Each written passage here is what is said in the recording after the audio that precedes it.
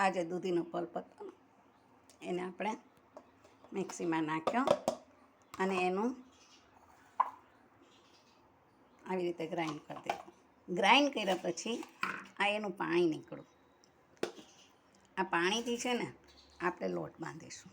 જો આ પાણી કેટલું બધું છે, બરાબર, દૂધીનું છે. હા, હવે એની અંદર ચણાનો લોટ, પછી ચોખાનો લોટ,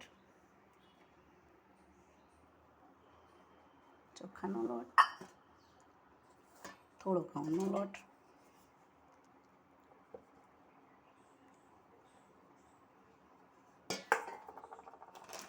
અને થોડો આપણે મેંદો લેશું.